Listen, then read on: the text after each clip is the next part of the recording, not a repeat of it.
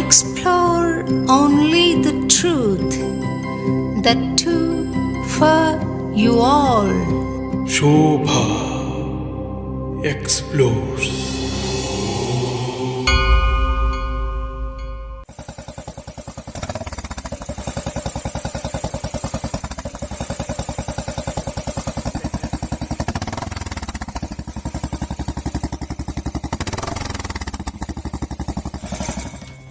Hi అండి, నా పేరు హారిక. నేను రీసెంట్గా లదాఖ్లో మింగ్లా పాస్కి వెళ్ళొచ్చాను. I'm the first woman from Telangana to ride solo to Mingla pass. So నా పేరు తెలుగు బుక్ ఆఫ్ రికార్డ్స్లో రిజిస్టర్ అయింది. ఈరోజు పద్మశ్రీ శోభారాజ్ గారిని కలవడానికి వెళ్తున్నాను అనమాట. So I'm very excited to meet her. అమ్మ నన్ను రమ్మన్నారు, పిలిచారనమాట. సో అలాంటి ఒక గొప్ప సింగర్ని, గొప్ప వ్యక్తిని కలవడానికి వెళ్తున్నాను ఇప్పుడు నేను. So I'm very excited about that. I hope you all also will like listening to our conversation. So I'm very excited to meet her. So మీరు కూడా నాతో పాటు రండి.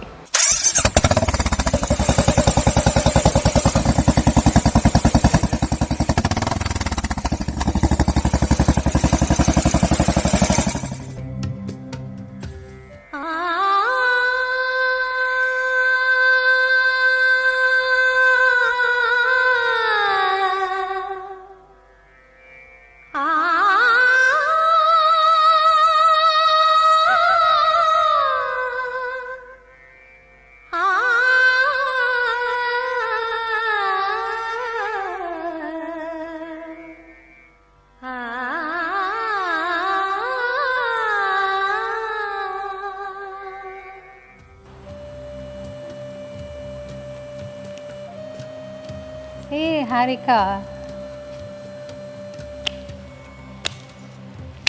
How are you? బాగున్నానమ్మా, మీరు ఎలా ఉన్నారు? నేను బాగున్నాను. ఇంటర్వ్యూ చేద్దామా? చేద్దాం, ఖచ్చితంగా. ఇక్కడేనా? ఇక్కడ చేయొచ్చు, కాకపోతే వాడు ఒక గుడి కట్టుకున్నాడు కదా. ఎవరు? వెంకటేశ్వర స్వామి. అవును, అక్కడికి వెళ్ళి చేద్దామా? Okay, sure.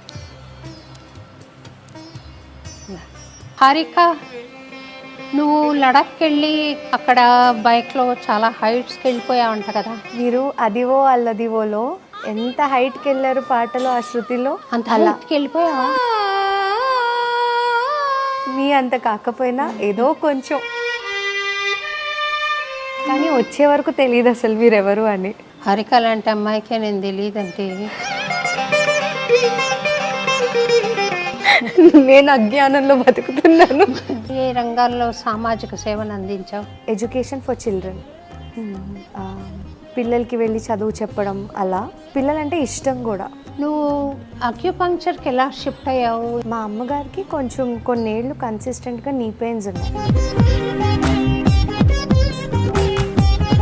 సో నేను చదవలేనమ్మా అని చెప్పాను, కానీ కోవిడ్లో అలా చదవడం జరిగింది నేను అక్యుపంక్చర్. అది కూడా మళ్ళీ కుతూహలంతోనే చదువుకున్నాను. కుతూహలమ్మ అని పేరు పెట్టచ్చా? నువ్వు చేస్తావా పేషెంట్స్ అందరికీ? చేస్తాను. పేషెంట్స్ నిన్ను అప్రోచ్ అవ్వాలంటే ఐ డ్రీమ్స్ ద్వారా రావచ్చా? Sure. What is your concept about God? నా దృష్టిలో ఇట్స్ ద సేమ్. ఒకవేళ భగవంతుడు వెంకటేశ్వర స్వామి అక్కడ వచ్చి నిలబడ్డాడు, హారిక నీకేం కావాలమ్మా అన్నాడు, ఏమడుగుతావు? ఫస్ట్ అయితే నాకేం కావాలో నాకంటే ఆయనకే బాగా తెలిసేమో. నీ ఫేవరెట్ హీరో ఎవరు సినిమాలో? కొంచెం గట్టిగా ఇష్టం అంటే నాకు,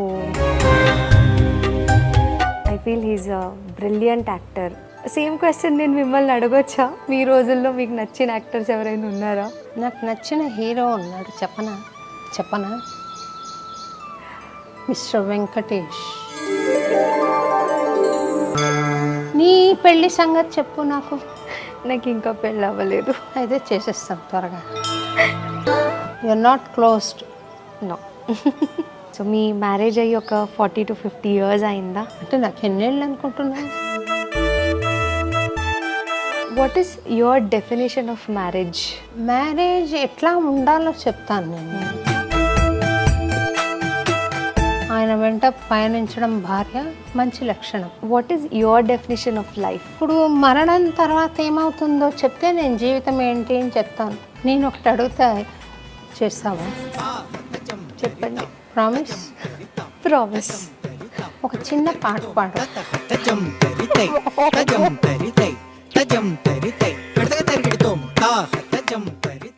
సో హారిక, నువ్వు లడాఖ్కి వెళ్ళి అక్కడ బైక్లో చాలా హైట్స్కి వెళ్ళిపోయావంట కదా. మీరు అదివో అల్లదివోలో ఎంత హైట్కి వెళ్ళారు పాటలో, ఆ శృతిలో. అంత హైట్కి వెళ్ళిపోయావా? మీ అంత కాకపోయినా ఏదో కొంచెం వెళ్ళావని నాకు చాలా సంతోషం అయిందమ్మా. అయితే నీకు బైక్ రైడింగ్ అలవాటా? 2018 నుంచి 2018లో బైక్ నేర్చుకున్నాను.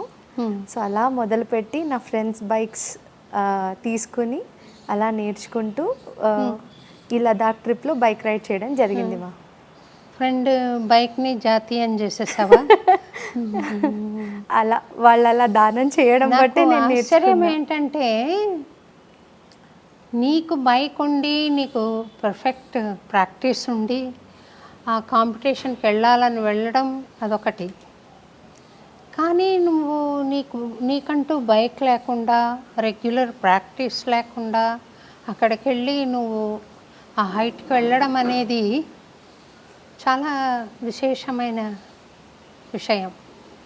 అంటే కొన్నిసార్లు మనల్ని మన కుతూహలం అంటారు కదా, passion. You mean passion? No, కుతూహలం అని కూడా అనొచ్చు. ఎందుకంటే ఒక 2 ఏళ్ల క్రితం నా ఫ్రెండ్ ఒకరు అక్కడికి వెళ్ళొచ్చి హాన్లే ఉమింగ్లా రోడ్ ఎలా ఉంటుంది అని నాకు ఒక డిస్క్రిప్షన్ ఇచ్చారు. అప్పటి నుంచి నా మైండ్లో ఆ visual, I had my own visual, అది మ్యాచ్ అవుతుందా లేదా చూడాలి అన్న కుతూహలమే నన్ను అక్కడికి తీసుకెళ్ళిందేమో అనిపిస్తుంది. ఇంకొక వర్డ్లో చెప్పాలంటే అది ఆ బైక్ రైడింగ్ మీద నీకున్న ఆసక్తి, ప్యాషన్. ఒక గుడ్ మెసేజ్ ఇచ్చావు నీకు తెలియకుండానే. ఏమనంటే, ఎవరికి ప్యాషన్ ఉంటుందో, ఎవరికి ఇన్క్విజిటివ్నెస్ ఉంటుందో, ఆసక్తి ఉంటుందో, ఎవరు ఉత్సాహవంతంగా కుతూహలంగా ఉంటారో వాళ్ళు అనుకున్నది సాధిస్తారు అని కదా. అంటే ఇది ఇంత మంచిగా మీరు చెప్పడం అది మీ గొప్పతనం. నేను చాలా సిన్సియర్గా నా ఆసక్తితోనే వెళ్ళాను. అదే సిన్సియరిటీ, ఆసక్తి నేను చెప్పింది. అయితే ఇంకోటి ఏమంటే, నువ్వు నీ జనరల్ ఎడ్యుకేషన్ ఏంటి? నేను యాక్చువల్గా చేసింది engineering. I'm a graduate in engineering. Which engineering? Computer science. Computer science. కానీ ఎప్పుడు కాలేజ్ అయిపోయాక జాబ్ ప్లేస్మెంట్ వచ్చినా అది తీసుకోలేదు. ఇంజనీరింగ్ చేస్తున్నప్పుడే నేను ఇంజనీరింగ్కి కరెక్ట్ పర్సన్ కాదు అని అర్థమైపోయింది. కాకపోతే professional degree is very important. అందుకని అది పూర్తి చేసుకొని సోషల్ సర్వీస్లోకి వెళ్ళడం జరిగింది. Completely out of my passion and interest. Social service, సామాజిక సేవ. అవునండి. ఎట్లా ఏ ఏ రంగాల్లో సామాజిక సేవను అందించావు? నేను మేజర్లీ ఎడ్యుకేషన్ ఫర్ చిల్డ్రన్. నేను ఫైనల్ ఇయర్ ఇంజనీరింగ్లో ఉన్నప్పుడు ఒక సంస్థకి నేను వాలంటీర్ చేసేదాన్ని. పిల్లలకి వెళ్ళి చదువు చెప్పడం అలా. సో దాని ద్వారా నాకు అర్థమైంది ఏంటి అంటే, నాకు ఓపిక, ఎనర్జీ 2 ఎక్కువ ఉన్నాయి. This is the best combination for children. So అలా పిల్లలంటే ఇష్టం కూడా. అలా నేను ఓకే పిల్లల కోసం పనిచేద్దాము అని డిసైడ్ అయ్యి పిల్లల చదువు అంటే రూరల్ ఏరియాస్కి వెళ్ళడం, గవర్నమెంట్ స్కూల్స్కి వెళ్ళి వాళ్ళకి కావాల్సిన అడిషనల్ సపోర్ట్ అవి ఇవ్వడం, ఇలాంటి పనులు చేశాను అనమాట. కొంచెం యాక్టివ్గా క్రైసిస్ సిచ్యువేషన్స్లో కూడా పనిచేశాను. Chennai floods, Kerala floods, majorly Covid వచ్చింది కదా 2020. అప్పుడు మాత్రం బెంగళూరులో చాలా ప్రోయాక్టివ్గా మా వాలంటీర్స్ టీంతో నేను పనిచేయడం జరిగింది. 2 కామన్ థింగ్స్ ఉన్నాయి నీకు నాకు. ఏమంటే చెన్నై ఫ్లడ్స్కి వెళ్ళి నేను సేవ చేయలేకపోయాను, కానీ అంతవరకు నాకు వచ్చిన సన్మానం చేస్తారు కదా షాల్స్ కప్పి, ఆ షాల్స్ బండిల్ అన్నీ నేను రిలీఫ్ కింద పంపించాను వాళ్ళకు. తర్వాత వాళ్ళకి కప్పి వాళ్ళకి డొనేట్ చేస్తూ పిక్చర్స్ తీసి నాకు పంపారనమాట, మీ షాల్స్. నాకు అదొక తృప్తి వచ్చింది. సరే, నాకు నేను పాడినందుకు సన్మానం చేశారు, అన్ని షాల్స్ నేను ఏం చేసుకుంటాను. అది ఫ్లడ్స్లో అఫెక్ట్ అయిన వాళ్ళకు కొంచెం సహాయకారిగా ఉన్నాయి కదా అని సంతోషం కలిగింది. ఇంకోటి, కరోనాలో మ్యూజిక్ సంబంధంగానే చేశాను. గోవింద రక్షమాం కరోనాతః అని ఒక వరల్డ్ ప్రేయర్ లాగా పాపులర్ సింగర్స్ అందరి చేత పాడించి ఒక పాట, అది ఒక రోజున వరల్డ్ ప్రేయర్ కింద పెట్టాము. సో నువ్వు కూడా వాటికి పనిచేయడం నాకు సంతోషంగా ఉంది తల్లి. అంటే సేవాభావం చాలా గొప్పది. Serving hands are better than praying lips అంటారు. So you have served. మానవ సేవే మాధవ సేవ. Very good. అంటే నాకు ఈ విషయం తెలియదు అసలు. ఎంతమంది అలా వాళ్ళకి సన్మానం చేసిన శాల్వాలు ఇవ్వగలుగుతారు. I think that shows how nice you are as a person. Thank you. And ఇంకొకటి కూడా చెప్తాను. అంటే I've given so many interviews. ఈ బైకింగ్ చేసి వచ్చిన తర్వాత చాలా ఇంటర్వ్యూస్ అయినాయి. అది మేబీ ఎంతో కొంచెం క్రెడిట్ నేను తీసుకుంటా, కొంచెం అక్కడ కష్టపడ్డాను. బట్ ఈ ఇంటర్వ్యూ నిజంగా నేను నా పూర్వజన్మ కర్మ వల్లే జరుగుతోంది అని అనుకుంటా. లైక్ యూ పుణ్యకర్మ, మంచి కర్మ. And a person of your stature thinking of interviewing a very young kid in front of you అనేది అది నిజంగా నా భాగ్యం. I foresee you also become a very great achiever, great servant of society. God bless you for that. Thank you so much. నేను కూడా ఆ age cross చేసే వచ్చాను కదా. But right from the beginning my motto had been only single minded devotion. Through music I need to serve society, I need to feel God. సరే, నా interest in interviewing you and సొసైటీకి నిన్ను పరిచయం చేయడంలో నా సంకల్పం ఏంటంటే అక్యుపంక్చర్ ద్వారా చాలా మంచి సేవ చేయవచ్చు అని నాకు ఒక ఆలోచన ఉంది. నువ్వు అక్యుపంక్చర్కి ఎలా షిఫ్ట్ అయ్యావు? ఇంజనీరింగ్ నుండి, సోషల్ సర్వీస్ నుండి అక్యుపంక్చర్. అఫ్కోర్స్ అక్యుపంక్చర్ ద్వారా కూడా సోషల్ సర్వీస్ చేయవచ్చు. నువ్వెలా షిఫ్ట్ అయ్యావు? మా అమ్మగారికి కొంచెం కొన్నేళ్ళు కన్సిస్టెంట్గా నీ పెయిన్స్ ఉన్నాయి. సో ఆవిడ ఏది ట్రై చేసినా వర్కౌట్ అవ్వలేదు. మాకు తెలిసిన వాళ్ళు ఎవరో రెఫరెన్స్ ఇస్తే ఆక్యుపంక్చర్ ట్రీట్మెంట్ చేయించుకున్నారనమాట ఒక 3 డాక్టర్స్ దగ్గర. అది ఆవిడకి రిజల్ట్స్ ఇచ్చాయి. అప్పటి నుంచి ఎందుకో తెలియదు, మమ్మీ నువ్వు ఆక్యుపంక్చర్ చెయ్యి బాగుంటుంది అని అన్నారు. కానీ నేను అది సీరియస్గా తీసుకోలేదు. ఎందుకంటే నేను చదివే పిల్లని కాదు అసలు. I'm an out standing student, always standing out of the class. మిగతా కోకరిక్యులర్ యాక్టివిటీస్ ఎక్కువ, అసలు చదవను. సో నేను చదవలేనమ్మా అని చెప్పాను. కానీ కోవిడ్లో చాలా ప్రొయాక్టివ్గా గ్రౌండ్ మీద ఉన్నప్పుడు జనాలు పడ్డ ఇబ్బంది చూశాను. అంటే ఆక్సిజన్ సిలిండర్స్ కోసం చాలా కష్టపడ్డాం అరేంజ్ చేయడానికి కూడా కాల్స్ వస్తాయి.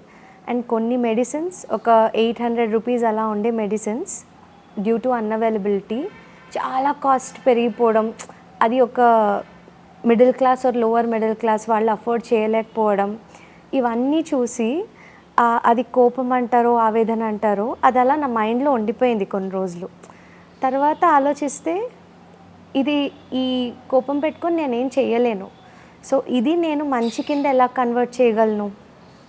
అప్పుడు మా మమ్మీ ఎప్పుడు చెప్తూ ఉంటారు కదా, అది ఓకే యాక్యుపంచర్ చేస్తే ప్రపంచం మొత్తం హెల్ప్ చేయలేకపోవచ్చు, but at least I'll be able to reach out to few people like a drop in the ocean.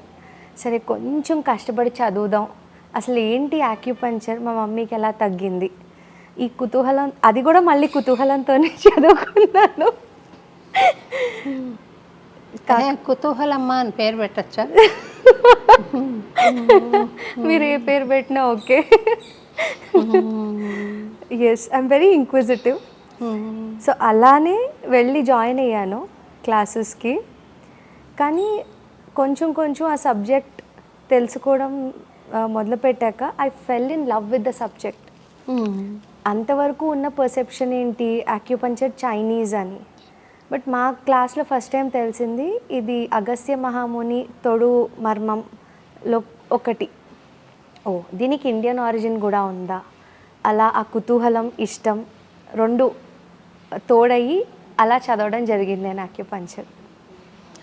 Agastya Mahamuni touch చేయని వేదిక్ బ్రాంచ్ ఏది లేదు తల్లి.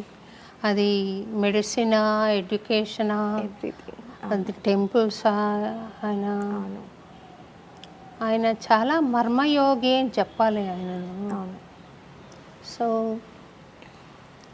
అక్యుపంక్చర్ అంటే నాకు తెలిసినంత వరకు ఎనర్జీ స్టేషన్స్ ఉంటాయి, ఎనర్జీ సెంటర్స్ బాడీలో, లైక్ పెట్రోల్ స్టేషన్స్ ఉంటాయి సిటీలో, అట్లాగా ఎనర్జీ స్టేషన్స్ ఉంటాయని వింటాను. ఆ స్టేషన్స్ని నొక్కడం ద్వారా ఏ కరెస్పాండింగ్ దానికి సంబంధించిన రుగ్మతను పోగొట్టవచ్చు అని నేను విన్నాను. అదేనా, కరెక్టేనా? కరెక్ట్. అక్యుపంక్చర్ని డిఫైన్ చేయగలవా? అంటే కొంచెం బ్రీఫ్గా చెప్తాను. మన పాత సైన్సెస్ ఆర్ మెడికల్ సైన్సెస్ ఏదైతే ఉన్నాయో they all believe humans are made of same 5 elements, earth, water, air, ఇవన్నీ వీటితోనే మనం కూడా తయారయ్యాం. అండ్ ఈ శక్తులు, ఎనర్జీస్లో వచ్చే ఇంబ్యాలెన్సెస్ మన బాడీలో, దాన్ని బట్టి దాని కరెస్పాండింగ్ డిసీజెస్, జబ్బులు మనకు వస్తాయి. మీరు చాలా కరెక్ట్గా చెప్పారు. మన బాడీ మొత్తం ఎనర్జీ పాత్వేస్ ఉంటాయి. మేము యాక్యుపంచర్ టర్మినాలజీలో మెరిడియన్స్ అంటాం. So energy travels through these meridians. మన లైఫ్ స్టైల్ అవ్వచ్చు, మన ఎమోషనల్ స్ట్రెస్, మన food habits, what ever is the reason, ఈ ఎనర్జీ ఎక్కువ తక్కువ అంటే ఇంబ్యాలెన్స్ ఆఫ్ ఎనర్జీ జరుగుతుంది. 1, 2 బ్లాక్ అవుతుంది, ఈ ఎనర్జీ పాత్వేస్ బ్లాక్ అవుతాయి. సో నాడి పట్టి చూస్తే అసెస్ చేయొచ్చు మనం. దాన్ని బట్టి ఏ పాయింట్స్ వేయాలి అని సెలెక్ట్ చేసుకొని చిన్న చిన్న సూదులు ఉంటాయి, చీమ గుట్టినట్టు ఆ పాయింట్స్ వేస్తే అక్కడ బ్లాకేజ్ క్లియర్ అయ్యి, సిన్స్ వీఆర్ నీడ్లింగ్, మన బాడీ కాస్మిక్ ఎనర్జీతో ఇంటరాక్ట్ అయ్యి what ever is needed cosmic energy తీసుకొని హీల్ చేసుకుంటుంది అనమాట. So in brief this is acupuncture. Nice. Acupuncture ద్వారా ఏ రోగాలు నయం చేయొచ్చంట? ఇది అన్నిటికీ పనిచేస్తుంది. నేను చూసినంత వరకు ఇప్పటిదాకా ఫాస్ట్ రిలీఫ్ బోన్ రిలేటెడ్ ఇష్యూస్కి తొందరగా వస్తుంది. నీ పెయిన్స్, బ్యాక్ పెయిన్స్. ఇప్పుడు ఎందుకంటే సాఫ్ట్వేర్, అంటే ఎవరన్నా ఎముకలు ఇరగొడతాను అంటే వాళ్ళకు అక్యుపంక్చర్ ద్వారా చేయొచ్చంట. ఎముకలు అర్థం కాలేదు. విరగొడతా అంటారు కదా, కాళ్ళు విరగొడతా కోపడతారు అట్లా. ఐ మీన్ యాక్సిడెంట్ అయిన వాళ్ళకు కూడా బాగా పనికొస్తుందా?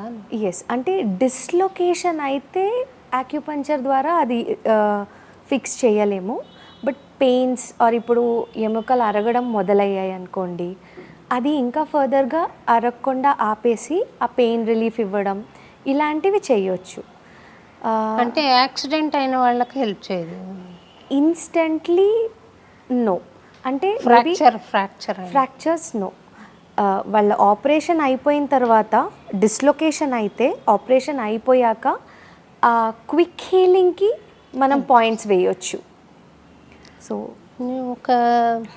నేను మా హస్బెండ్కి బైపాస్ సర్జరీ ముందర భయపడి అక్యుపంక్చర్ దాకా అక్యుపంక్చర్తో హీల్ చేయొచ్చా అని ఒక డాక్టర్ దగ్గరికి వెళ్ళాను. ఆయన ఏం చేశాడు, ఆయనకు వేస్తాను నీకు కూడా వేస్తాను అన్నాడు. ఆ సూదులు చూసి తన కోసం నేను భరించి వేయించుకున్నాను, లేకపోతే నాకు వద్దనుకున్నాను. తనకు బాగా అవుతుందని అంటే చెయ్యండి అని చెప్పాను అనమాట. రోజు అంటే రోజునంటే వారానికి 3 సార్లు ఏమో వెళ్ళాలి. వెళ్ళి ఆయన ఎక్కడెక్కడ సూదులు పెడితే అట్లా పెట్టుకోవాలన్నమాట. ఇది టైం టేకింగ్ ప్రాసెస్ అని అప్పుడు తెలుసుకున్నాను నేను. It's not a quick relief. ఇట్లా ఈరోజు చేస్తే రేపు లైక్ సారిడాన్, ఆస్ప్రో, టైలినాల్ అట్లా పనిచేసేట్లుగా కాదు. Over a period of time you need to do. This depends on multiple factors. ఒకటి, ఇఫ్ ఆ ప్రాబ్లం అనేది అక్యూటా క్రానికా. If it is acute the results will be quick. If it's chronic it's there for 10-15 years, కొంత time పడుతుంది. Additionally life style, మన sleep pattern, food also plays a major role. ఇప్పుడు fibre rich food తిన్నామనుకోండి, or which is easy to digest, ఏ points వేసినా you will see the results quicker.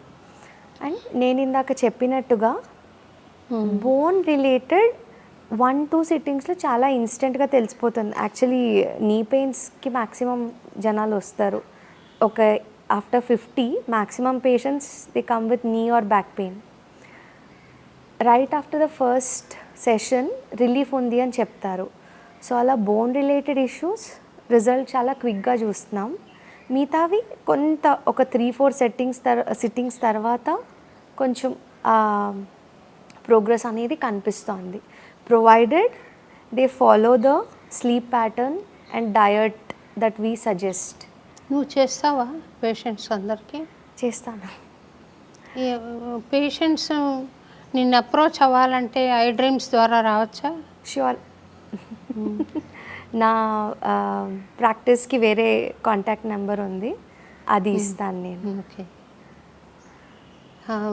I dreams వాళ్ళకి ఇవ్వు. Okay, sure అండి. తర్వాత నేను చాలా టైం తీసుకుంటుంది, తనకేమో కొంచెం సివియరిటీ ఉంది, బ్లాక్స్, అందుకని వి వెంట్ ఫర్ సర్జరీ. నాకు నువ్వు బాగా చేస్తావు, ఏమైనా ఎలిమెంట్స్ ఉంటే అక్యుపంక్చర్ చేసుకుంటాను. నాకు తెలీదు నేను మీకు ఫస్ట్ టైం చేసినప్పుడు నాకు తెలీదు, లేకపోతే అప్పుడే మిమ్మల్ని చిన్నగా బెదిరించేదాన్ని, మీకు అంకుల్కి చేయాలంటే మీరు కూడా చేయించుకుంటేనే చేస్తాను అని. అంటే ఎవరి మీదన్నా ఇట్లా కోపం వస్తే అక్యుపంక్చర్ చేసేస్తావా? అది నా వృత్తికి ద్రోహం చేసినట్టు అవుతుంది కదా. జాగ్రత్త, అక్యుపంక్చర్ చేస్తాను. అవును, చిన్నగా అలా నా ఫ్రెండ్స్ని ఎవరినైనా అలా సరదాకి చెప్తానేమో, కానీ no, 2 completely different things. When చేసేటప్పుడు డెడికేటెడ్గా మనసు పెట్టే చేస్తాను. అవునా? What is your concept about God? నేను ఇంగ్లీష్లో మాట్లాడుతున్నాను, మన ప్రేక్షకులందరూ తెలుగు వాళ్ళు, మనం తెలుగులో మాట్లాడదాం. మళ్ళీ కామెంట్స్లో రాస్తారు ఏమనంటే, హారిక తెలుగు అమ్మాయి, శోభారాజు తెలుగు మనిషి, ఎందుకు ఇంగ్లీష్లో మాట్లాడుతున్నారని రాస్తారు. దానికి నాకు ఒక చిన్న సంజాయిషి ఆర్ ఎక్స్ప్లెనేషన్ ఏంటంటే, నేను కొంతకాలమే ఇక్కడ హైదరాబాద్లో పెరిగాను, మిగతా అంతా పెరిగింది బెంగళూరు. సో కొంచెం అలా నేను తెలుగు మాట్లాడేటప్పుడు ఇంగ్లీష్ పదాలు వచ్చేస్తాయి, బట్ ఎఫర్ట్ పెడతాను నేను తెలుగే మ్యాక్సిమం మాట్లాడడానికి. సో అబౌట్ గాడ్, నా దృష్టిలో my perception is nature, God too different things అని నేను అనుకోను. It's the same. Like nature ఎంత మెటిక్యులస్గా దాని ప్లానింగ్ ఉంటుందో, that is where I see God. అంటే some people call it super natural power or some మనకి నచ్చిన పేర్లు మన ఇష్ట ప్రకారం పెట్టుకుంటాం. It's the same. అంటే జనరల్గా దేవుడి దగ్గరికి వెళ్ళి నాకు సుఖాలు ఇవ్వు ఇలా కోరుకుంటారు చాలామంది. I don't do any of that. నా లైఫ్లో నేను తెలుసుకుంది ఏంటి అంటే, because I relate nature to God. Summer లేకుండా మనకి రెయినీ ఉండదు. Without rain will not have winter. I like winter, but throughout the year winter ఉంటే ఏమవుతుంది? భూమే ఉండదు కదా. For nature to exist all 4 seasons are equally important. So మనకు కూడా అంతేనేమో, కష్టం లేనిది సుఖం విలువ తెలీదు. So just like nature, God also balances everything in our life. Happiness తెలియాలంటే ఆ బాధపడాలి, అప్పుడే ఆ హ్యాపీనెస్ అనే ఎమోషన్ మనం ఫీల్ అవ్వగలుగుతాం, జస్టిఫై చేయగలుగుతాం. So for me that is God. Everything, good bad, everything is nature and God. Good. అంటే దేవుడు సృష్టిలో ఎలాగ ఉన్నాడంటే, అన్నమాచార్యుల వారు అంటారు, పచ్చి పాలలోని వెన్న పరమాత్ముడు అని. See there is a neem tree there, in every leaf there is life, and that is God. Yes. ఈ సృష్టిలో అంతా ఉన్నాడు, సృష్టికి అతీతంగా ప్యూర్ ఫామ్లో కూడా ఉన్నాడు. Like electricity, we see through that light. ఆ లైట్లో మనకు ఎలక్ట్రిసిటీ ఎక్స్ప్రెస్ అవుతుంది కాంతిలాగా. పవర్ బ్యాటరీలో కూడా ఉంటుంది. ప్యూర్ ఫామ్ ఆఫ్ ఎలక్ట్రిసిటీ ఉంది, మ్యానిపులేటెడ్ ఎలక్ట్రిసిటీ కూడా ఉంది, ఎక్స్ప్రెస్డ్ ఎలక్ట్రిసిటీ. అలాగే భగవంతుడు ప్యూర్ ఫామ్లో పరబ్రహ్మ స్వరూపంలో ఉన్నాడు. అలాగే సృష్టిలో ప్రకృతిలాగా ఎక్స్ప్రెస్ అయి ఉన్నాడు, సృష్టి లోపల ఉన్నాడు అని పెద్దలు అనగా నేను కూడా ఎంతో సాధన చేసి తెలుసుకున్న విషయం తల్లి. ఒకవేళ భగవంతుడు వెంకటేశ్వర స్వామి అక్కడ వచ్చి నిలబడ్డాడు, హారిక నీకేం కావాలమ్మా అన్నాడు, ఏమడుగుతావు? ఫస్ట్ అయితే I will thank him, show my gratitude for giving this life. అన్ని కష్టాలు సుఖాలు అన్నీ పడ్డాను కాబట్టి ఈరోజు బహుశా ఇక్కడ నేను అందువల్లే ఉన్నాను. So first I tell him I love him so much and I show my gratitude. And అంటే నేను అనుకోవడం, నాకేం కావాలో నాకంటే ఆయనకే బాగా తెలిసేమో. So I will accept what he gives me, because he will give me better than the best of what I want. అంటే నేను అక్కడ వచ్చి నిలబడితే భయపడి పరిగెట్టిపోతున్నాను అస్సలు. కెమెరామ్యాన్ అందరూ పోవా? లేదు, ఐ లవ్ గాడ్. నేను తిరుమలకి లవ్ గాడ్, అందరూ ఐ లవ్ గాడ్ అని చెప్పడం వేరు, సాక్షాత్తుగా ఎదురుకొచ్చి నీకేం కావాలి నాయన అంటే చూసి తట్టుకోవడం వేరు. పరిగెత్తిపోతారేమో అనిపిస్తుంది, కానీ I understand you can stand and talk to him. Even Tirumala or ఏ ప్లేసెస్కి వెళ్ళినా I don't wish anything. I go there only to express my gratitude. వెళ్ళి దేవుడికి ఐ లవ్ యూ గాడ్ అని చెప్పేసి వస్తాను అంతే. Very good. నీ ఫేవరెట్ హీరో ఎవరు సినిమాలో? యాక్చువల్లీ ఒక ఫేవరెట్ హీరో అంటూ లేరు. I like the roles or characters that people play. కొంచెం గట్టిగా ఇష్టం అంటే నాకు విజయ్ సేతుపతి గారు చాలా ఇష్టం. I feel he's a brilliant actor. Fahadh Faasil Malayalam actor. నాకు తెలుగులో ఎందుకో తెలీదు రాజేంద్ర ప్రసాద్ గారు అంటే చాలా ఇష్టం. I feel he's a brilliant actor. అలా ఒక హీరో అంటూ లేరు, కానీ ఆ రోల్ని బట్టి ఆ పర్ఫార్మెన్స్ని బట్టి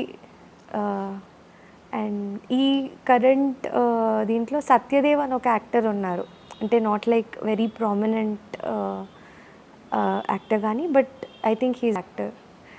సేమ్ క్వశ్చన్ నేను మిమ్మల్ని అడగొచ్చా, మీ రోజుల్లో మీకు నచ్చిన యాక్టర్స్ ఎవరైనా ఉన్నారా? నాకు నచ్చిన హీరో ఉన్నాడు, చెప్పనా మిస్టర్ వెంకటేష్. నన్ను యాక్చువల్గా ఒక అమ్మాయి ఎవరో అడిగింది యూఎస్లో, who is your favourite hero అని. వెంకటేష్ అంటే తను గురు సినిమాలో వేశాడు కదా, ఆ వెంకటేష్ అని అనుకుంది. నిజమే, అమ్మాయి పాట కూడా పాడింది, చాలా బాగుంది మేడం మీరు చూసారా అని అడిగింది. అడిగితే ఏం పాట బాగుందమ్మా అంటే, ఓ సక్కనోడా అంట చేసిన గుండె దడ దడ ఏదో ఉంది, అలాగా మాట్లాడుతున్నట్టుంది ఆ పాట. నాకు కూడా ఇష్టం అమ్మా వెంకటేష్ అంటే. కానీ మీ వెంకటేష్ ఎన్నాళ్ళు అందంగా కనపడతాడో తెలియదు, కానీ నా హీరో వెంకటేష్ ఎప్పటికీ అందంగా ఉంటాడు. నేను చాలా చిన్నతనంలో చూశాను తిరుపతిలో స్వామిని, అప్పుడు ఎంత అందంగా ఉన్నాడో ఇప్పుడు అంత అందంగా ఉన్నాను, నేనే ఇట్లా అయిపోయాను. అంటే ప్రతి ఒక్కరి లైఫ్లో బిలీవర్స్ ఆఫ్ గాడ్ మనకు మామూలుగా భక్తి ఉంటుంది. మీ కేసులో ఆ భక్తి వెంకటేశ్వర స్వామి పట్ల భక్తి నుంచి ఆరాధనగా ఎప్పుడు మారింది, ఎలా మారింది? భక్తి ఆరాధన రెండూగా నేను చూడను. భక్తి మనసులో ఎప్పుడుందో ఆరాధనా భావం వస్తుంది, ఆరాధన ఎప్పుడుందో భక్తి ఉంటుంది అని నేను అనుకుంటాను. ప్రేమ కూడా ఉంటుంది. నాకు వెంకటేశ్వరుడిగా స్థిరపడింది ఎప్పుడంటే, నాకు చిన్నతనం నుండి కృష్ణుడు అంటే ఇష్టం. నాకు నా కృష్ణుడి మీదే పాటలు, కృష్ణుడితోటే నా ధ్యానం అట్లా ఉంటుంది. నేను తిరుపతికి వెళ్ళినప్పుడు అది వెంకటేశ్వర స్వామి భక్తిగా కల్మినేట్ అయింది. తిరుపతిలో వాడెవరో కాదు, కృష్ణుడే కదా అక్కడ నిలబడ్డది. అట్లా స్థిరపడింది. నాకు అనుకోకుండా అన్నీ తత్సంబంధమైనవే వచ్చాయి. అన్నమాచార్య కీర్తనలు, అన్నమాచార్య ప్రాజెక్ట్, యాక్చువల్గా సినిమా పాటలకు వెళ్దాం అనుకున్న దాన్ని మనసు మార్చుకో, ఒక అద్భుతమైన అనుభవం జరిగింది. ఈ ఇంటర్వ్యూలో వద్దులే, ఓకే నీ గురించి చెప్తాం. మళ్ళీ నేను వెంకటేశ్వర స్వామి భక్తిగా స్థిరపడిపోయింది అది. అంటే ఆశ్చర్యకరమైన విషయం ఏంటి అంటే, మనల్ని ఇలా కలిపింది కూడా ఆయనే. నేను మీకు చెప్పాను అంతకుముందు, నేను ఇక్కడికి వచ్చే ముందు, అంటే మీ అభిమానులు ఎవరైతే ఉంటారో నన్ను తిట్టుకోవచ్చు, కానీ మీరెవరో నాకు తెలీదు.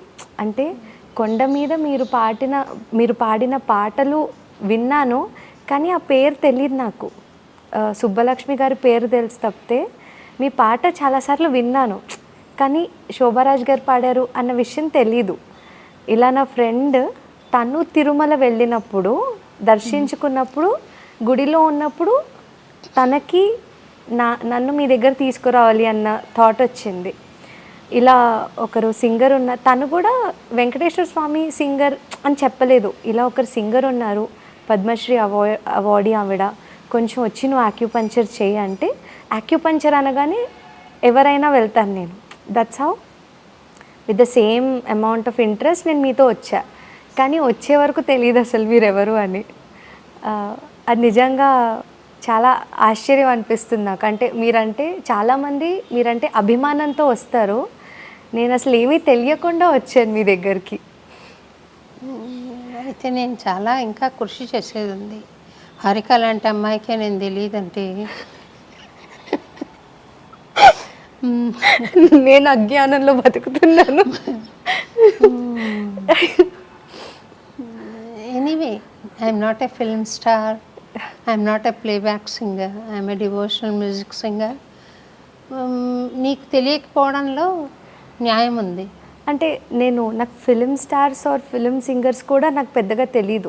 నేను ఎక్కువగా మూవీస్ అవి చూడను, సో జనరల్గా తెలియదు నాకు ఎక్కువ మంది సింగర్స్ ఆర్ మూవీ స్టార్స్ తెలీదు.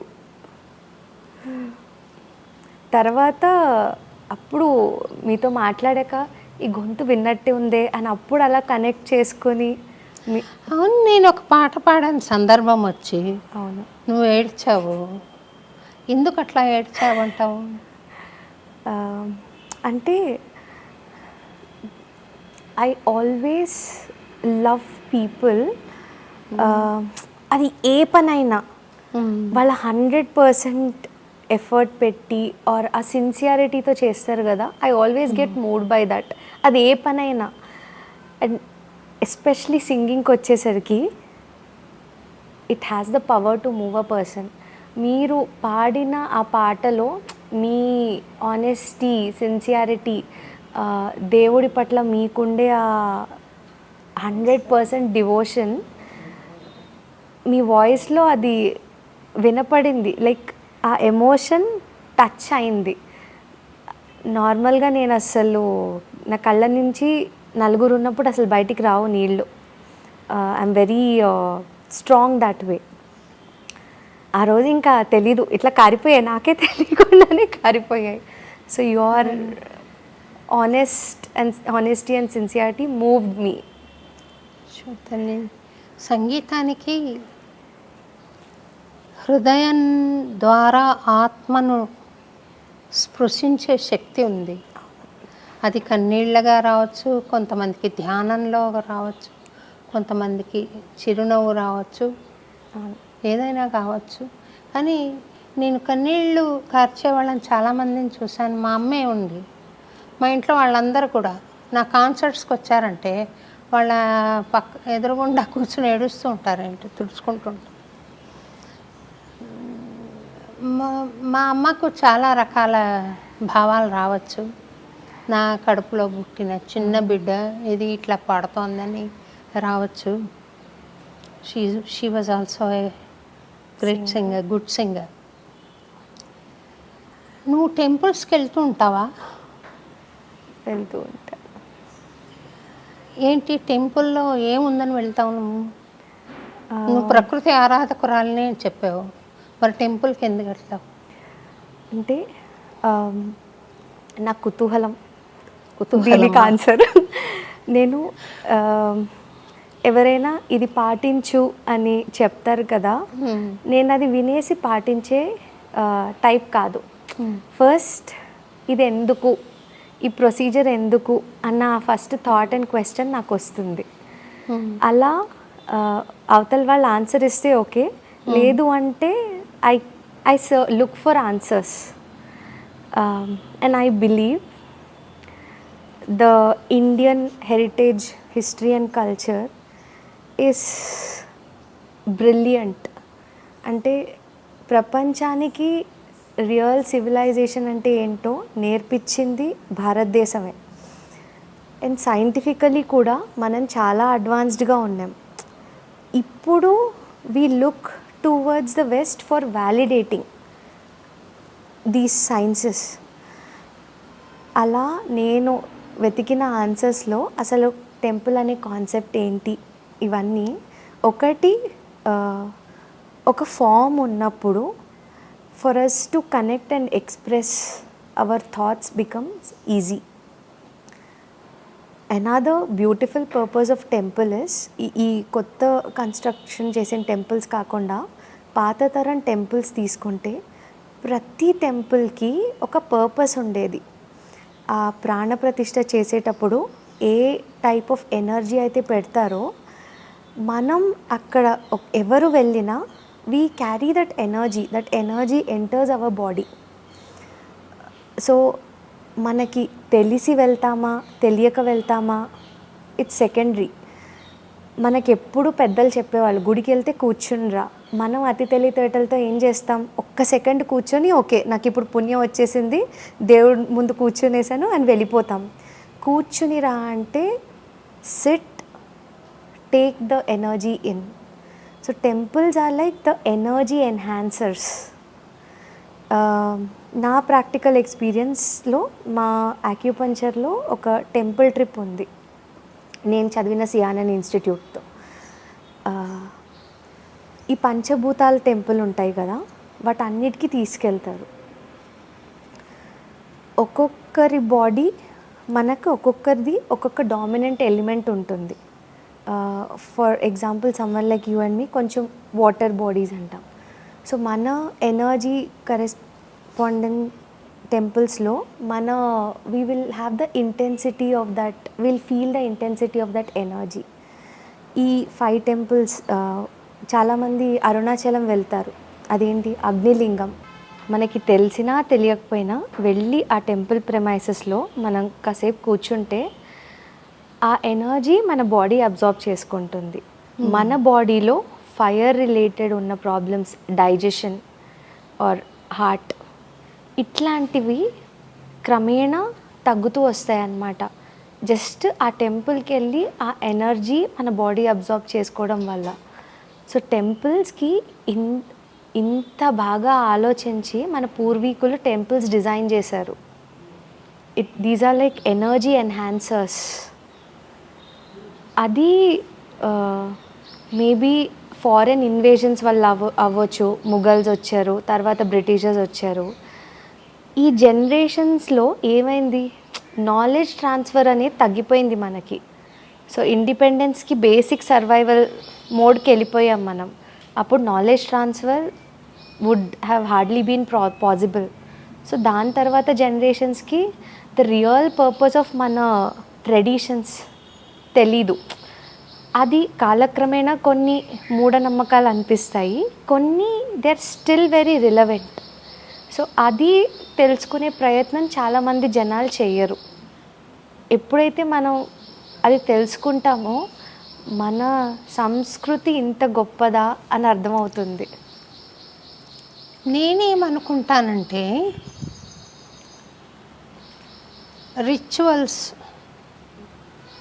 వెనక ఉన్న సైన్స్ని మనం పిల్లలకి ఎక్స్ప్లెయిన్ చేస్తే వాళ్ళు ఎప్పుడూ వదిలిపెట్టరమ్మా. పెద్దవాళ్ళు వదిలిపెడతారేమో కానీ అవును, children and youngsters will never leave if they get convinced what it is. ఎందుకు చేస్తాము అనేది వాళ్ళు కన్విన్స్ అవుతే వదిలిపెట్టరు. అన్ఫార్చునేట్గా ఏమైందంటే ఇట్లా చేయి, తూర్పు తిరిగి దండం పెట్టు, గుడికి ప్రదక్షిణాలు చేసిరా, ఎందుకు తిరగాలి ఊరికే అంటారు. అక్కడ ఒక శక్తి కేంద్రీకృతమై ఉంది. ఆ ఎనర్జీ వేవ్స్ వస్తుంటాయి.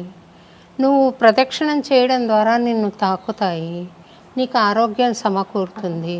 అలాగే స్వామి దగ్గర తీర్థం ఉంటుంది.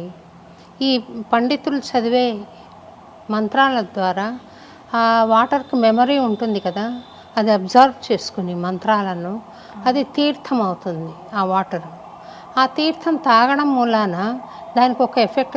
ఆంజనేయ స్వామి గుడికి వెళ్ళి తీర్థం తాగ 30 రోజులు అని చెప్తారు. ఎందుకు తాగాలి అనేది చెప్పరు. దాంతో కొంచెం కష్టం వచ్చింది. కానీ ఇంత గొప్ప సైన్స్, మతం అంటాం కానీ it is the greatest science. ఇంత సైన్స్ రేషనాలిటీ ఎక్కడా ఉండదు. చెప్పకపోవడం మూలన మూఢనమ్మకమైంది. అవును, తెలిస్తే ఇప్పుడు చూడు, ముందు రైలు బొగ్గులతో నడిచే రైలు బ్రిటిషర్స్ ఎప్పుడైతే మనకు చూపించారో భయపడి దయ్యం వస్తుందని భయపడి పరిగెత్తారంట. ఎప్పుడైతే అందులో సైన్స్ తెలుసుకున్నారో, బొగ్గులు నిప్పులు వేయడం వలన అగ్ని శక్తికి ఎనర్జీ ఉత్పత్తి అయ్యి రైలు ముందుకు వెళ్తోంది అన్న సైన్స్ తెలుసుకుని ఉంటే అప్పుడే ఎన్నో ఇంకా కనుక్కోవడానికి అవకాశం ఉండేది. మన వాళ్ళు ఎంత మేధా సంపత్తి గల వాళ్ళు ఉన్నారో అది ఎందుకనో మనకు ఎక్స్ప్లెనేషన్ జనరేషన్స్కి పాస్ ఆన్ అవ్వక అందించడంలో ఎక్కడో పొరపాటు జరిగింది. ఆ పొరపాటు మూలన కొంచెం దెబ్బ తగిలింది. కొంచెమా తీవ్రమైన దెబ్బే తగిలింది. అయితే ఎప్పుడైతే మనం సైంటిఫిక్గా ఎక్స్ప్లెయిన్ చేస్తామో, అంటే అప్పటికే మొక్కై వంగనిది మానై వంగన అంటారు కదా. అవును, అట్లా మానైపోయి ఉంటే నేను చెప్పలేను, కానీ మొక్కగానే మనం తెలిపితే వాళ్ళకు వాళ్ళు ఫాలో అవుతారు అని నేను అనుకుంటున్నాను. నా ఇంట్లో నాకున్న అదృష్టం ఏంటి అంటే, ఇట్లాంటిది ఏదైనా చెప్పి నేను ఒక ప్రశ్న అడిగితే మా పేరెంట్స్ తిట్టలేదు. వాళ్ళకి తెలిస్తే సమాధానం చెప్పేవాళ్ళు.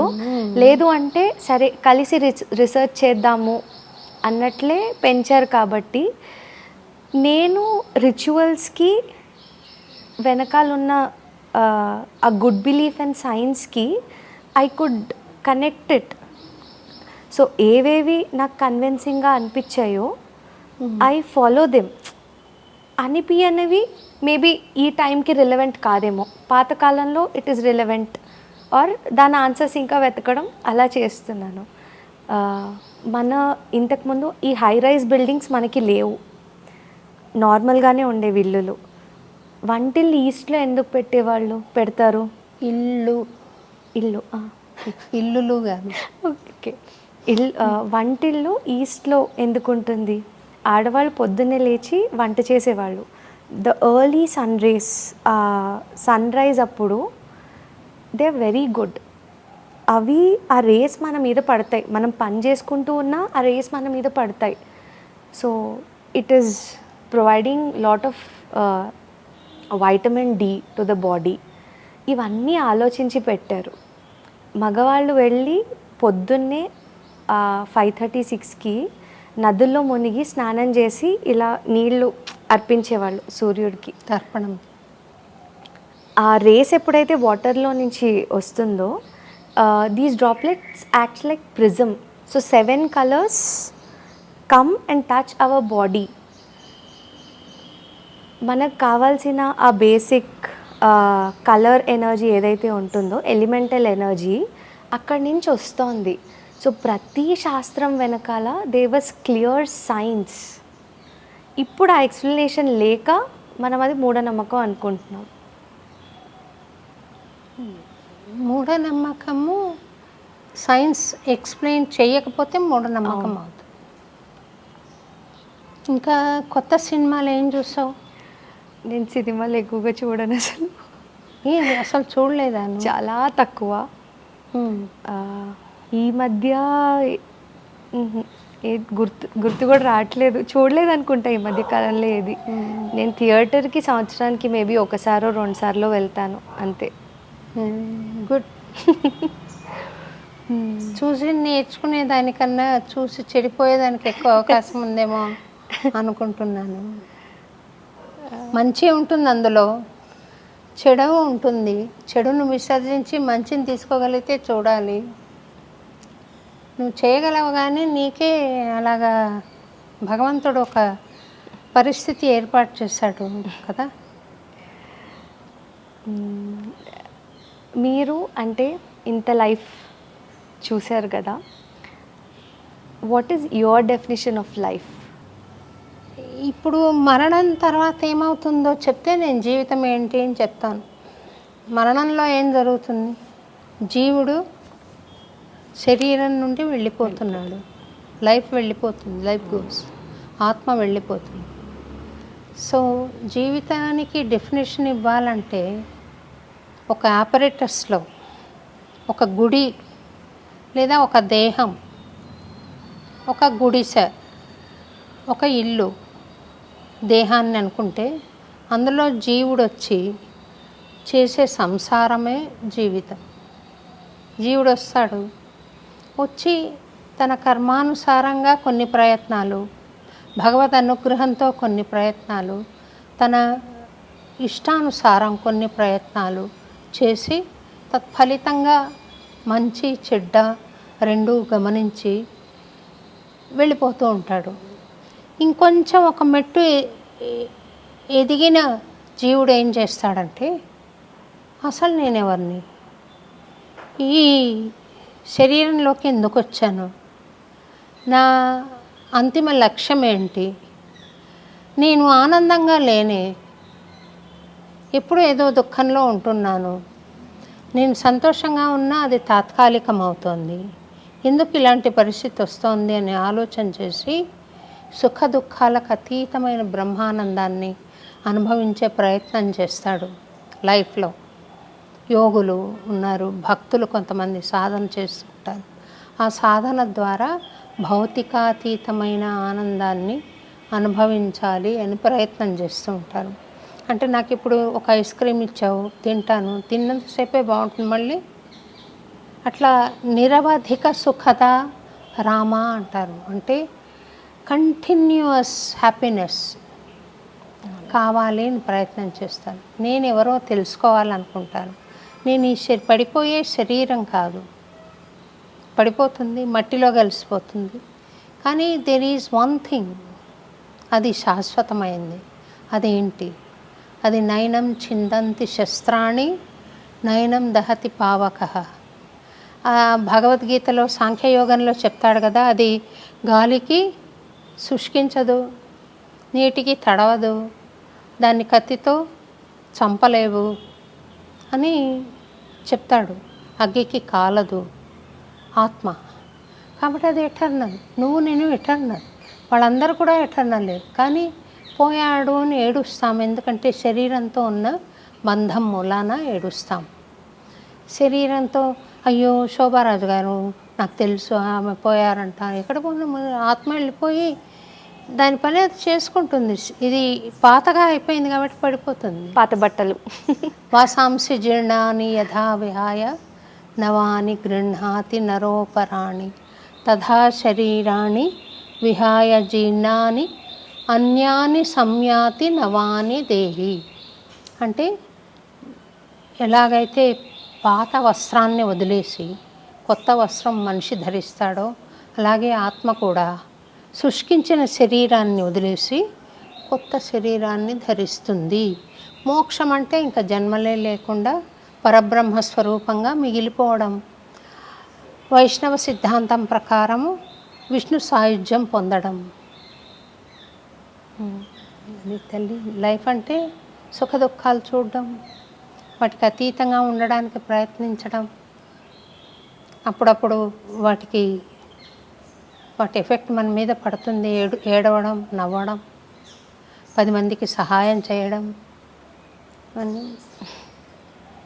అన్నీ చేసి వాటికన్నిటికీ అతీత స్థితికి వెళ్ళడం.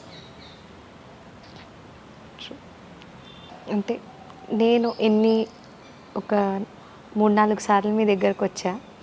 ఐ ఆల్వేస్ సీన్ అంకుల్ ఎప్పుడు మీ తోడు వస్తూ ఉంటారు. సో మీ మ్యారేజ్ అయ్యి ఒక 40 to 50 years అయిందా?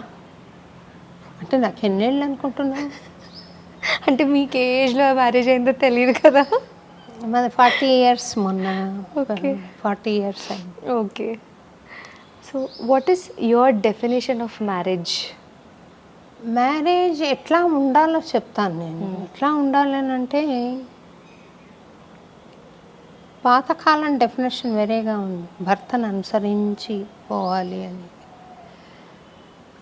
అనుసరించాలి తప్పనిసరిగా. అది ఉదాత్తమైన ఆశయం అయితే, ఉదాత్తమైన లక్ష్యం వైపు ఆయన పయనిస్తుంటే, ఆయన వెంట పయనించడం భార్య మంచి లక్షణం. అయితే ఈ పెళ్ళి అని అంటే ఎక్కడో తనెక్కడో పుట్టాడో నేనెక్కడో పుట్టాను, ఇద్దరం ఒక ఈవెంట్లో కలుస్తున్నాం, పెళ్ళిలో కదా, ఒకటవుతున్నాం. అప్పుడు నా అభిప్రాయాలను భర్త గమనించాలి, భర్త అభిప్రాయాలను నేను గమనించి గౌరవించాలి. తన కష్ట సుఖాలేంటి నేను తెలుసుకోవాలి, నా కష్ట సుఖాలేంటి తను తెలుసుకోవాలి. ఒకరికొకరు చేదోడు వాదోడుగా, అది ఒకళ్ళకొకడు కాంప్లిమెంటరీగా ఉండాలి కదా. అప్పుడు లైఫ్ పెళ్ళికి సార్థకత ఉంది. తర్వాత తపస్సఖి అనేవాళ్ళు ఇదివరకు. ఏంటి పెళ్ళి చేసుకొని ఇంకా పిల్లలు కానీ వాళ్ళని పెద్ద చేసి వాళ్ళకి పెళ్ళిళ్ళు చేసి మళ్ళీ వాళ్ళకి పిల్లలు పుడితే వాళ్ళని చూసుకొని ఏదో ఒక రోజున మనకు తెలియకుండా మనమే చచ్చిపోవడం జీవిత లక్ష్యం కాదు కదా. పెళ్ళి అని అంటే 2 కుటుంబాలు దగ్గర వస్తాయి. ఇప్పుడు అట్లా లేవు కదా, న్యూక్లియర్ ఫ్యామిలీస్ అని. భార్యాభర్తలు ఇద్దరు విడిగా ఉంటున్నారు కదా. అవసరార్థం ఉండడం వేరు, అట్లా ప్లాన్ చేసుకొని ఉండడం వేరు. అవసరార్థం అంటే ఇప్పుడు ఎక్కడో అమెరికాలో ఉద్యోగం వచ్చింది, సరే వెళ్తారు, కానీ ఫ్యామిలీస్ని మర్చిపోమని కాదు, వాళ్ళతో టైఅప్స్ అట్లాగే మెయింటైన్ చేస్తూ వాళ్ళకు అవసరాలు తీర్చుకుంటూ ఉండడం అవసరం, చాలా ముఖ్యం. పెళ్ళి బిట్వీన్ టూ ఫ్యామిలీస్ కదా. తర్వాత మనిషి అన్నాక కోపతాపాలు ఉంటాయి, నాకు ఉండొచ్చు నీకు ఉండొచ్చు. పెళ్ళి అయిన తర్వాత నీకు నాకు కాదులే, ఎవరు భార్యాభర్తలకి కోపతాపాలు ఉంటాయి కదా. కోపతాపాలు ఉన్నప్పుడు నాకు కోపం వచ్చినప్పుడు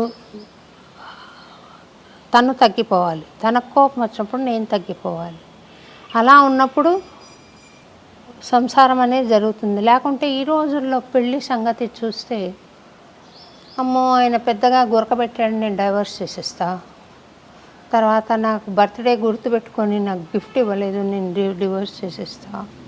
ఇట్లా చిన్న చిన్న ట్రివియల్ రీజన్స్ మూలన డివోర్స్లు అయిపోతున్నాయి. అట్లా కాకుండా ఒక అండర్స్టాండింగ్, ఎందుకు ఇవ్వలేకపోయాడు, తన దగ్గర లేదేమో, లేనప్పుడు ఆశించడం నాదే కదా తప్పు. ఇలా బ్రాడ్గా ఆలోచన చేస్తే లౌకికంగా వివాహం నిలబడుతుంది, వివాహ బంధం నిలబడుతుంది. ఇక తపస్సఖి అనే మాటకు పెళ్లి చేసుకుంటున్నారంటే తపస్సఖ. అల్టిమేట్గా నా జీవితం ఏంటి నేను తెలుసుకోవడం పరమావధి కాబట్టి ఆ ధ్యాన స్థితిలో నేను వెళ్ళడానికి నా భర్త సహకరించాలి, నా భర్త ఆ ధ్యాన స్థితికి వెళ్ళడానికి నేను సహకరించాలి. అటువంటప్పుడు చాలా అది అసలు ఆశించదగిన విషయం పెళ్ళి ద్వారా. లేకపోతే అర్థం ఏముంది కదా, అర్థం ఉంటుందా? Any more questions? నీ పెళ్ళి సంగతి చెప్పు నాకు. నాకు ఇంకా పెళ్ళి అవ్వలేదు. అయితే చేసేస్తాం త్వరగా.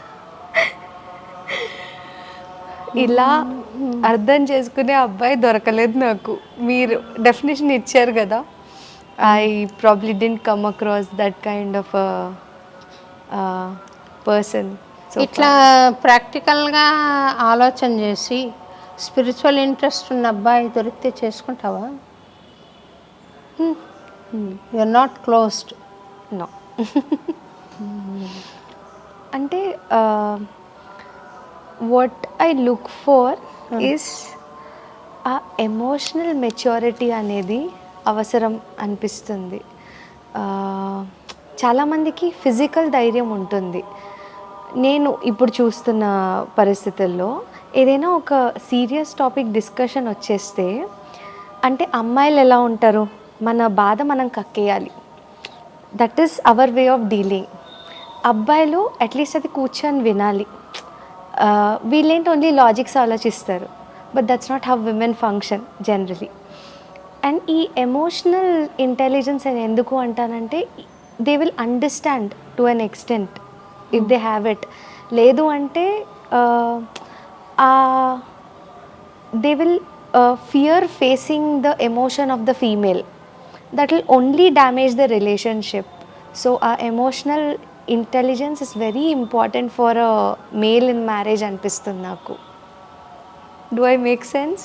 Yeah sure. So that is something I look. అంటే నేను కోపం వచ్చి కొడతాను, ఆయన భరించాలి అనే అలా కాదు. అంటే ఒక అమ్మాయి ఎమోషన్కి లాజిక్, కోపంలో ఏం చేస్తారు అబ్బాయిలు, లాజిక్స్ మాట్లాడతారు. బట్ అమ్మాయికి ఏంటి, ఆ ఎమోషన్ కక్కాలి. She wants to vent out that emotion. అది అర్థం చేసుకోవాలి. You may not agree to her emotion, but you should at least respect her expressing that emotion. I think that is very important in a marriage or a relationship. It's mutual కదా. Yes. కానీ అబ్బాయిలు చాలా తక్కువ express చేస్తారు, అమ్మాయిలు we are more expressive. అబ్బాయిలు ఎక్కువ కదమ్మా దెబ్బలాడేది, మాటలు అనేది, పడేది ఆడవాళ్ళు. ఎప్పుడో ఒకసారి వీళ్ళు అంటారు కదా.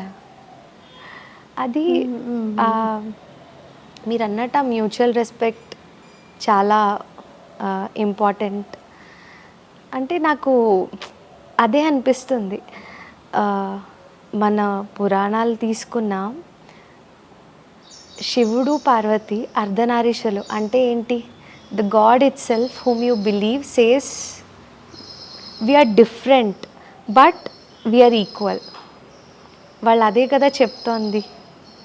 So I think it is equal spiritually, as not physically. As that we are different అన్నది that's what I meant. Physically we are very different. Equal అని ఈ చిదంబరం టెంపుల్ ఉంది చూడు, అవును. అది బేసిక్గా వైష్ణవాలయం అట. ఓకే. అయితే ఒకసారి శివుడు పార్వతి కాంపిటీషన్ పడి నువ్వు గొప్ప డాన్సరా నేను గొప్ప డాన్సరా అని వాళ్ళకి వాగ్వాదం వచ్చింది. అప్పుడు అయితే సరే పోటీ చేసుకుందాం. ఎవరు రెఫరీ, జడ్జి ఎవరు? విష్ణువుని పిలిచారంట. కాళింది పైన నాట్యం ఆడాడు ఈయన, మహా నాట్య శాస్త్ర కోవిదుడు విష్ణువు. ఆయన్ని పిలిచి ఆయన జడ్జిగా పెట్టి మనం చూసుకుందామని ఆయనకు పడకేశారు. ఆయన పడక వేసుకుని చూస్తున్నట్ట వీళ్ళ డ్యాన్సు. ఓకే. హోరాహోరీగా వాళ్ళు పోటీ పడి ఎవరు తగ్గట్లా, ఎవరు ఓడిపోవట్లా, ఎవరు గెలవట్లా జరుగుతుంటే ఆఖరికి ఇంకెట్లబ్బా దేవతలందరూ ప్రార్థిస్తే విష్ణువును, అప్పుడు విష్ణు ఒక రెజల్యూషన్ తీసుకొని నీ కాలు పైకెత్తు అని శివుడికి సంజ్ఞ చేశాడంట. ఇట్లా కాలు పైకెత్తు. అది usually ladies own do because of her natural things. అట్లా కాలు పైకెత్తేసరికి శివుడు ఈమె కాలెత్తలేక ఆగిపోయిందిట. అందరు శివుడు గెలిచాడు అన్నమాట. Otherwise there is no difference. Yes. Physical physical limitations కొన్ని ఆడవాళ్ళకు ఉన్నాయి కదా. Yes, physically we are different. And physically and emotionally both men and women work function differently. Chidambaram temple కూడా మా అక్యుపంచర్ ట్రిప్లో మేము వెళ్ళాం. అది ఆకాశలింగం కదా. So that is also a coincidence. Very good. నేను ఒకటి అడుగుతా, చేస్తావా? చెప్పండి. Sure. If it's in my whatever I can, I will definitely do it. Promise? Promise. చేయాలి. చేస్తా. ఒక చిన్న పాట పాడు. ఇలా ఇరికించి నన్ను, నేను మీరు అక్యుపంచర్ అడుగుతారేమో అనుకున్నా. చిన్న పాట పాడు. నేను ఏ ఇంటర్వ్యూలో ఎవరు అడిగినా పాడలేదు, మీ ముందు నేను పాడాలా? నా ముందే పాడు. ఇట్ మేక్స్ స్పెషల్ ఎఫెక్ట్ కదా. ఒక 5 minutes బ్రేక్ ఇవ్వరా? ప్రామిస్ చేసేసాను ఈ పని చేస్తానని. అయ్యో బాబోయ్, నాకు అసలు పాటలు లిరిక్స్ గుర్తుండవు, వినడమే తప్పే. ఒక లైన్ పల్లవి చాలు. నాకు ఇది బాంబే జయశ్రీ గారు పాడిన పాట చాలా ఇష్టం. అదేంటి తెలుగులో ఆ మూవీ తెలియదు కానీ హిందీలో ఇట్స్ కాల్డ్ రెహనా హై తెరే దిల్ మే. జరా జరా విన్నారా? పాడు పాడు.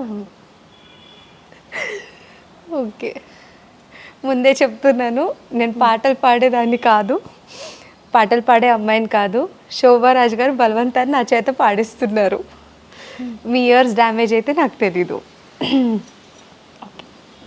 ప్రయత్నిస్తాను, తప్పులైతే క్షమించాలి.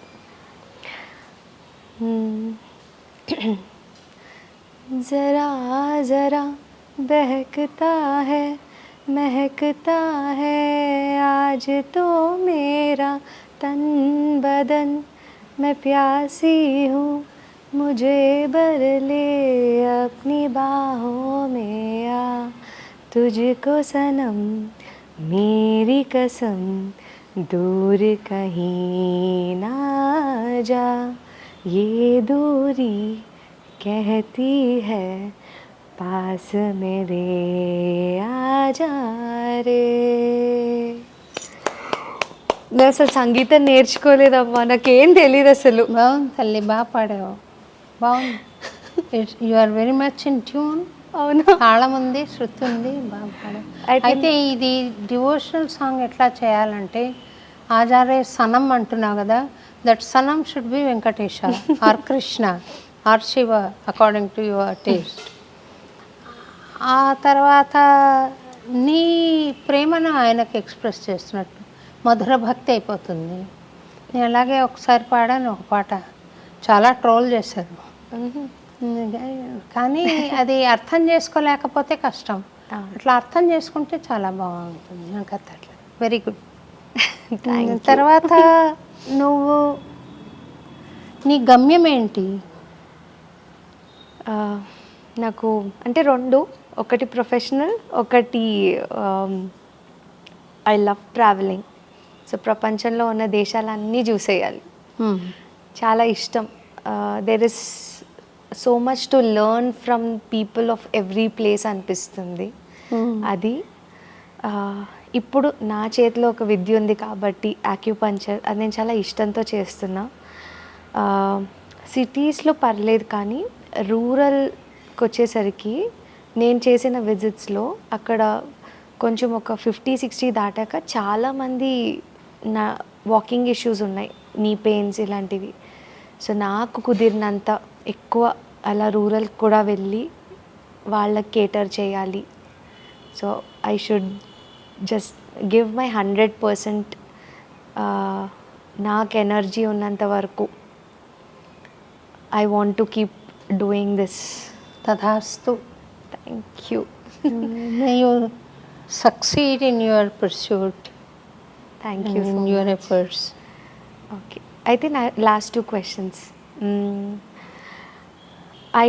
నేను చెప్పినట్టు ఐ ఫీల్ వెరీ లక్కీ ఈ ఇంటర్వ్యూకి. ఇంతవరకు మీరు ఎంచుకున్న వాళ్ళందరూ చాలా పెద్దవాళ్ళు, లైక్ మంజు గారు, భార్గవి గారు. Many might not know she is an excellent Kuchipudi dancer. ఆర్ ఇంత శంకరాభరణం తెలుసా? తెలుసు, నాకు ఆ సినిమా అంటే చాలా ఇష్టం, అందులో వేసింది తెలుసు. మా మదర్ అదే పనిగా కూర్చోబెట్టి నాకు ఆ సినిమా చూపించారు, అదొకటి, సాగర్ సంగమం ఒకటి. సో అందరూ చాలా పెద్దవాళ్ళు. వాళ్ళందరితో పోలిస్తే నా వయసు కానీ నా ఎక్స్పీరియన్స్ కానీ it is very minimal. You were so kind to choose me, but why? ఆ కుతూహలం అనమాట, టు నో ఇట్. చూడు, నువ్వు ఫస్ట్ డే నన్ను మీట్ అవ్వడానికి వచ్చినప్పుడు you came and you treated my husband with acupuncture. నాకు ట్రీట్ చేసావు. మీ ఇద్దరం ఎవరో తెలియదు. నేను ఫీజు ఇవ్వకపోతే నాకు వద్దన్నావు.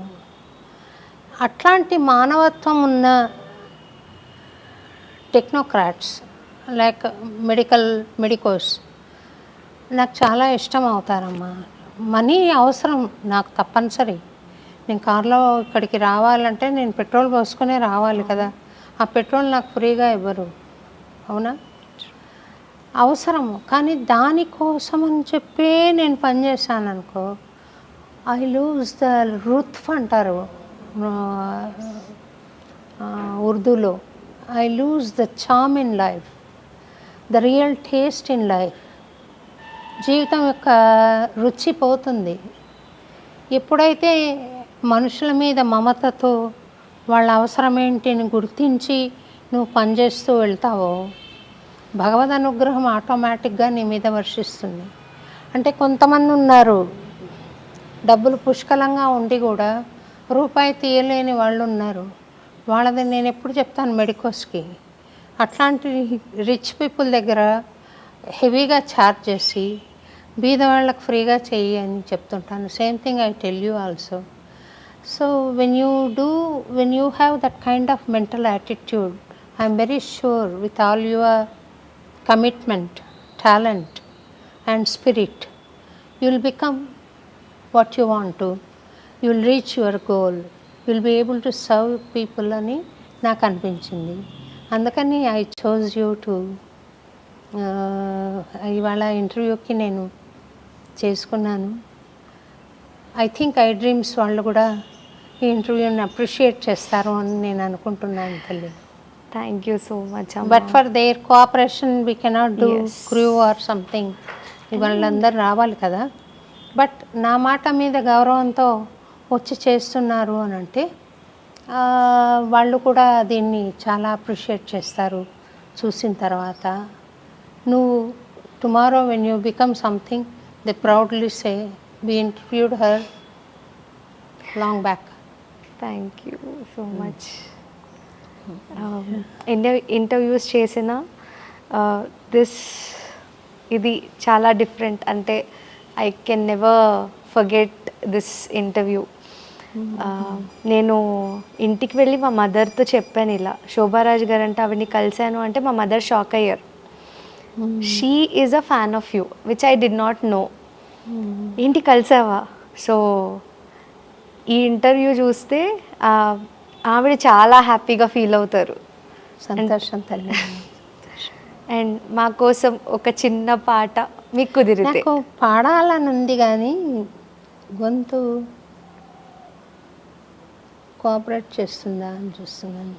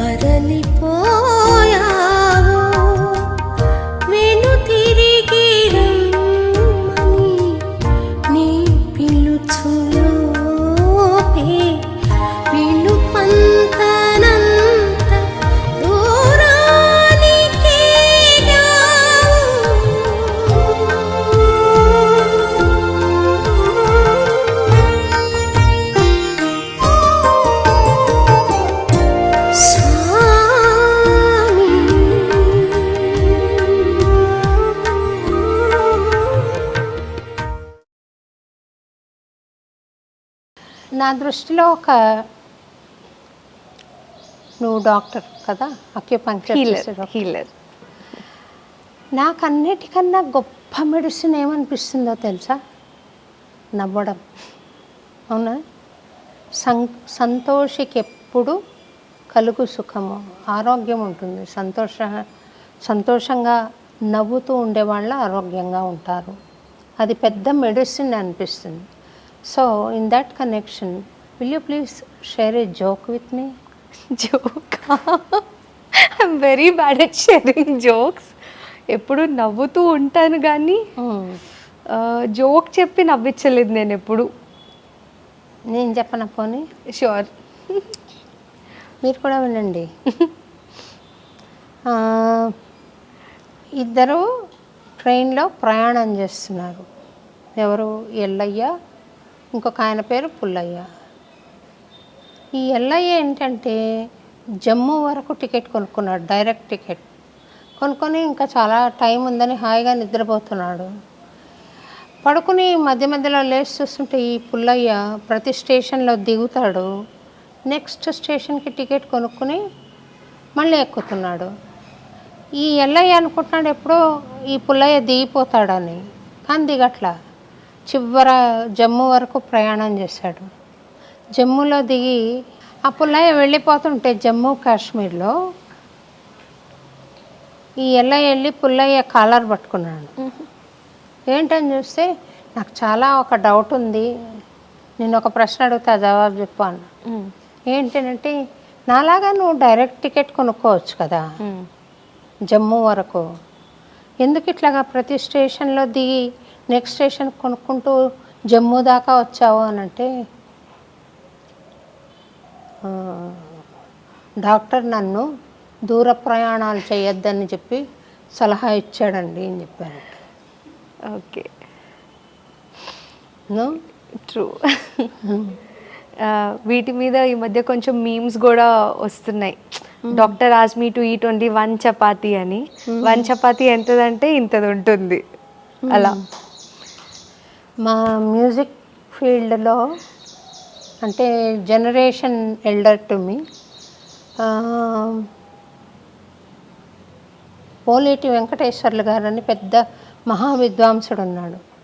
ఆయన తిరుపతికి ప్రోగ్రామ్స్ పాడడానికి వస్తే ఇద్దరు మనుషులు కూర్చోబెట్టేవాళ్ళు, మళ్ళీ కాన్సర్ట్ అయిపోయాక ఇద్దరు లేపేవాళ్ళు అనమాట.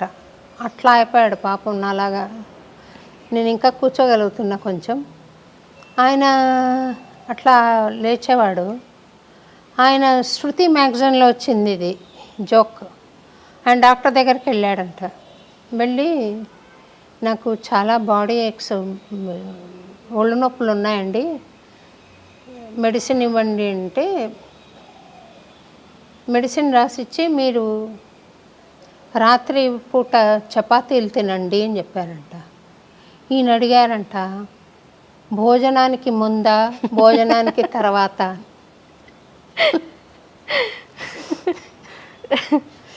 So on that happy note, on the note of your laughter, we'll conclude the session. Thanks for coming, Harika.